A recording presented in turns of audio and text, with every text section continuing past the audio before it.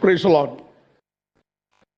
ഇന്നലെ മറ്റൊരു യൂട്യൂബിലൊരു വിഷയമുണ്ടായിരുന്നു.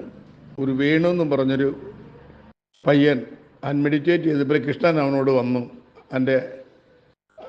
അത് കഴിഞ്ഞ് അമ്മയോടും അപ്പനോടും എല്ലാം പേടിച്ചിരിക്കുന്നു. മുല്ലപ്രയാറിൻ്റെ അവിടെയാണ് താമസിക്കുന്നത്. അറിയണ്ട, അവരോട് പറഞ്ഞു ഇവിടുന്ന് വേഗം വിട്ടു, 100 ദിവസത്തിന് മുല്ലപ്പെരിയാർ ഡാം പൊട്ടും എന്ന് പറഞ്ഞ് പേടിച്ച് പിടിച്ചിരിക്കുക.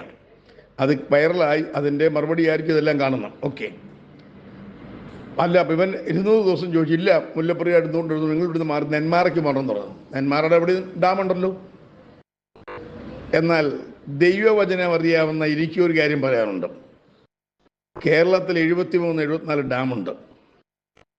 ഈ 73-74 ഡാമും പൊട്ടുന്നത് മൂന്നാം ലോകമായതിൽ ദൈവസഭ കർത്താവിൻ്റെ വരവെങ്കിൽ മണ്ണിലടി കിടക്കുന്ന സകല വിശുദ്ധന്മാരും ഉയർന്നു നിൽക്കുമ്പോൾ അത് മണ്ണായി കിടക്കുന്ന, ആറ്റമായി കിടക്കുന്ന, നാനോയി കിടക്കുന്ന, നാനോ ആറ്റമാവും, ആറ്റം മോളിക്കൂളാവും, മോളിക്കൂൾ മാറ്ററായി ഇതേ ശരീരത്തിൽ ഉയർന്നേറ്റ് സ്വർഗത്തിലേക്ക് പോകുമ്പോഴത്തേക്കാ ഈ ഡാമിൻ്റെ അടിയിലും എവിടെയെല്ലാം ഉണ്ടെന്ന് ആർക്കും അറിയത്തില്ല.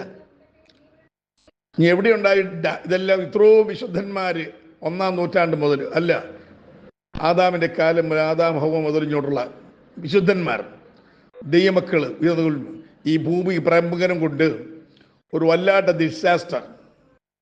ഈ ഡാം മാത്രം ലോക സകല ഡാമുകളും പൊട്ടും.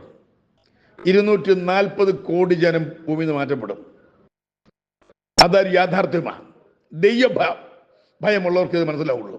ബൈബിള് ദൈവ നിയമമാണ്, അതിൻ്റെ മറുപടിയാണ്. അല്ലാതെ ഒപ്പിട്ട് കൊടുത്താലും ഇതെല്ലാം നിങ്ങൾ എന്തെല്ലാം ചെയ്താലും ആർഗ്യുമെന്റേഷൻ കൊടുക്കാനിട്ട സ്തോത്രം. ഇപ്പം തന്നെ വയനാട് കേന്ദ്ര ഗവൺമെൻറ് കുറേ പൈസ കിട്ടുമല്ലോ ചിലപ്പം. കേരളം ഡിസാസ്റ്റർ മാറ്റി വെക്കാൻ പറ്റുമോ? This is written about the Bible, from the Bible. ഇത് ബൈബിളിൽ പറഞ്ഞ ക്ഷാമവും ഭൂകമ്പവും മനുഷ്യർ നിർജീവന്മാരാകുന്ന ലൂക്കോസ് 21-24 വാക്യത്തിൽ കർത്താവ് 28 വരെ ഇത് സംഭവിക്കുന്നത്. നിങ്ങൾ വീണ്ടും അടുത്ത് വരുന്ന തലകളെ ഉയർത്തി നോക്കി വീഴുന്നുകൊണ്ട് ദൈവമക്കളോടുള്ള ദൈവത്തിൻ്റെ ആഹ്വാനം. ഇതുകൊണ്ട് പേടിക്കത്തില്ല. ദൈവമക്കൾ പേടിക്കുകയും വേണ്ട, പേടിക്കേണ്ട. ആർക്ക് എന്തോ ഹെൽപ്പ് ചെയ്യാൻ പറ്റും? ജീവൻ പോയിട്ട് എന്നെ ഹെൽപ്പ് ചെയ്യാനായിട്ട് ഒപ്പിട്ട് കൊടുത്താൽ ഡാം മാറും. ആരോട്? ദൈവത്തെ പറ്റി കൊടുക്കാണ്ടോ? ഒറ്റ മാർഗമുള്ളൂ, മാനസാന്തരപ്പെടുക, ദൈവത്തിൻ്റെ വചനം ബൈബിൾ അനുസരിക്കുക. സ്തോത്രം. ഇതിനകത്ത് യാതൊരു മറുപടിയില്ല. ഇതിനകത്ത് നമ്മൾ ഈ ദൈവത്തിൻ്റെ വചനം വിട്ടുവെച്ചും നമ്മൾ ഭൗതിക ലോകത്തിലേക്ക് ഇറങ്ങി ചെന്ന് ആകപ്പാടെ പെന്തിക്കോസുകാർ ആകപ്പാടെ കുഴഞ്ഞിരിക്കുക. അതിൻ്റെ ഒരു സ്തോത്രം. എന്നാൽ ഇപ്പോഴാകുന്നു സുപ്രസാദ കാലം, ഇപ്പോഴാകുന്നു രക്ഷാ ദിവസം. ഒറ്റ മാർഗ്ഗമുള്ളൂ, രക്ഷിക്കപ്പെട്ട് നമ്മുടെ കർത്താവായ യേശു ക്രിസ്തു ക്രൂശിൽ മരിച്ച് എനിക്ക് വേണ്ടി ക്രൂശിൽ ആ രക്തം ചൊരിഞ്ഞ് രക്തം കൊണ്ട് വീണ്ടെടുത്ത് ദൈവം തന്നെ സ്വരൂപത്തിൽ ശ്വാസം ഉണ്ടാക്കിയ മനുഷ്യനെ തൻ്റെ കൂടെ പാർപ്പിക്കാനാണ്.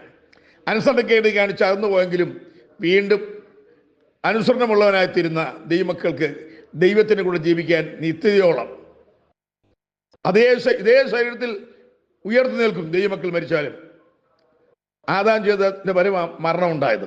ആ മരണത്തിലുള്ള അത് ആദാം മൂലം മരണം, മനുഷ്യൻ മൂലം മരണം ഉണ്ടായതുപോലെ രണ്ടാം ആദാമായ യേശു ക്രിസ്തു മുഖാന്തരം മരണം മാറി ജയം വന്നിരിക്കുന്നു.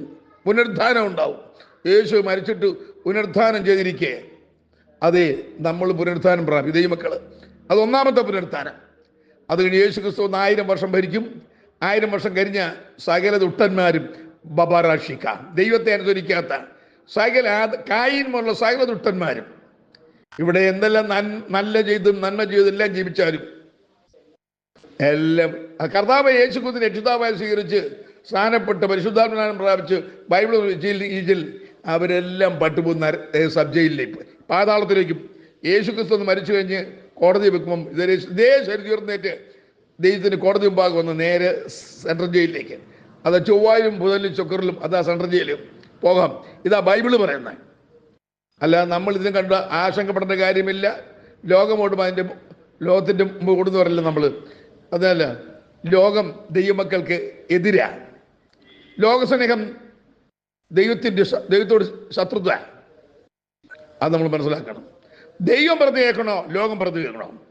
അത് ഒറ്റ മാർഗ്ഗമുള്ളൂ. ദൈവം പറഞ്ഞ് കേട്ട് കർത്താവിൻ്റെ വരവിന് വേണ്ടി ഒരുങ്ങുക. ഞാനത് പറഞ്ഞിട്ടാണല്ലോ. ഈ വർഷം 2024 അല്ലല്ലോ എസെക്കിയേൽ 38 അധ്യായം പറയുന്ന ആ യുദ്ധം, 3-ാം ലോക മഹായുദ്ധം ഉണ്ടായാൽ, യോവേൽ 2-ാം അധ്യായം, സെഖരിയ 14-ന്റെ 1 മുതൽ 3-4 വരെയുള്ള 9 വരെ വാക്യങ്ങളും, 3-ാം ലോക മഹായുദ്ധം ഉണ്ടായാൽ, അത് ഉണ്ടാകുകയാണെങ്കിൽ ഇസ്രയേലിൻ്റെ ബൈബിൾ പ്രകാരമുള്ള ഇസ്രയേലിൻ്റെ ആണ്ട് പറപ്പായ പുതിയ വർഷാരംഭമായ അതെ എല്ലാ വർഷവും അത് അവരുടെ തിസരി മാസം സിവിൽ കലണ്ടർ പ്രകാരം 7-ാം മാസം 1-ാം തീയതി. അവരുടെ 7-ാം മാസം എന്ന് പറയുന്നത് നമ്മുടെ സെപ്റ്റംബർ ഒക്ടോബറാണ്. ഞാൻ കണക്ക് കൂട്ടി നോക്കിയിട്ട് സെപ്റ്റംബർ 7, 8, 9 ഡേറ്റിനെ കണ്ടും ഇത്രയും കണക്കൂടി ഇത്ര വ്യത്യാസം വരുമായിരിക്കും. എന്നാൽ സെപ്റ്റംബറിൽ യുദ്ധം ഉണ്ടാകണം. 3-ാം ലോകമായുദ്ധം ഉണ്ടായാൽ 100% അതെ ദൈവമക്കൾ കർത്താവിനെ വരെങ്കിൽ പോകാൻ ദൈവമക്കൾ വിദേശം ഉയർന്നേൽക്കുകയും ഈ കാഹളം കേട്ട് വിശുദ്ധന്മാർ അങ്ങോട്ട് പോവുകയും കേരളത്തിലെ 74 ഡാം അല്ല, മുല്ലപ്പെരിയാർ ഡാം മാത്രമല്ല, സകല ഡാമും ലോകത്തിലുമുള്ള സകല ഡാം പൊട്ടി 240 കോടി ജനം ഇതിന് രക്ഷപ്പെടാൻ ആർക്ക് പറ്റും? ഇവിടുന്ന് പോയാലും നിങ്ങൾ സബ് ജയിലിലോട്ട് പാതാളത്തിൽ സെൻട്രൽ ജയിലിലേക്കാണ്. അത് രക്ഷപ്പെടാൻ ഒറ്റ മാർഗ്ഗമേ ഉള്ളൂ. കർത്താവിൻ്റെ നാം വിളിച്ചപേക്ഷിക്കുക, ദേവൻ രക്ഷിക്കപ്പെടും. കർത്താവായി യേശു ക്രിസ്തു വിശ്വസിക്കുക, എന്നാൽ നീ നിന്റെ കുടുംബം രക്ഷിക്കപ്പെടും. ജയിലോട് പറഞ്ഞതാ. ഹല്ലേലൂയ. മറ്റൊന്നും രക്ഷയില്ല. ഞാൻ രക്ഷിക്കപ്പെടുവാൻ ആകാശത്തെ കീഴിൽ മനുഷ്യരുടെ നൽകപ്പെട്ട വേറൊരു നാമവുമില്ല.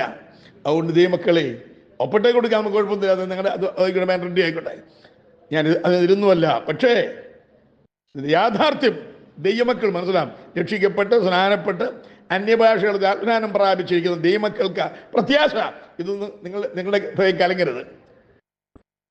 അത് ദൈവത്തിൽ വിശ്വസിപ്പീൻ. യേശു പറഞ്ഞു എന്നിൽ വിശ്വസിപ്പീൻ. എന്നിൽ വിശ്വസിക്കാൻ ബൈബിളിൽ വിശ്വസിക്കാൻ. ദൈവം കർത്താവ് യേശു ക്രിസ്തു പറഞ്ഞ വചനം ജഡമായി തീർന്ന ബൈബിളിൽ വിശ്വസിക്കാൻ. അതെ ദൈവത്തിൻ്റെ വാക്ക് ഉവെന്ന് പറഞ്ഞു ഉവ്വ ഇല്ലെന്ന് പറയും. ഈ വർഷം യുദ്ധം ഉണ്ടായാൽ അടുത്ത സെപ്റ്റംബർ 7, 8, 9 എൻ്റെ കണക്ക് പ്രകാരം നോക്കിയിട്ട് ചിലപ്പോൾ അങ്ങോട്ട് സെപ്റ്റംബറിലായിരുന്നാലും അതെ.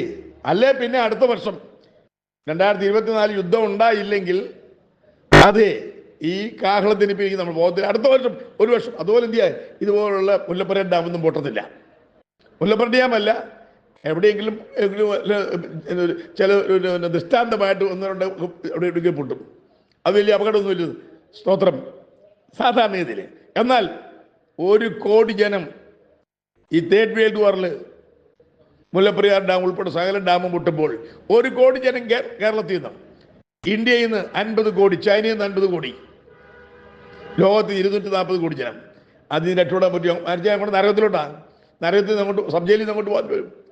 സനത്തിലേക്കല്ല, സെൻട്രൽ ജയിലിലേക്കല്ല, സബ് ജയിലിലേക്ക്. അവിടെ ഒറ്റ മാർഗ്ഗമുള്ളൂ, കർത്താവിനെ നാം വിളിച്ചപേക്ഷിക്കുക. അതിനായി ഒരുങ്ങുക. അതെ ഒപ്പിട്ട് കൊടുക്കുന്ന ഫയലോട് കൂടെ എൻ്റെ ഈ വചനം കൂടി അതിനകത്ത് ക്ലിപ്പ് ചെയ്ത് ബ്ലാക്ക് ആൻഡ് വൈറ്റ് ആയിട്ട് എഴുതിയാലും കുഴപ്പമില്ല.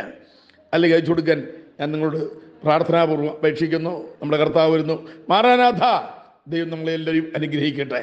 അതേ കർത്താവിൻ്റെ കൃപ കുഞ്ഞാണി രക്തത്താൽ കഴികൾ പ്രാപിച്ച് വിശുദ്ധരായി കർത്താവിന് വരുന്ന ഒരുങ്ങുവാൻ ഇടയാക്കട്ടെ എന്ന് പ്രാർത്ഥിച്ചുകൊണ്ട് എൻ്റെ വാക്കുകൾ അവസാനിക്കുന്നു. മാറാനാഥ. ആമേൻ.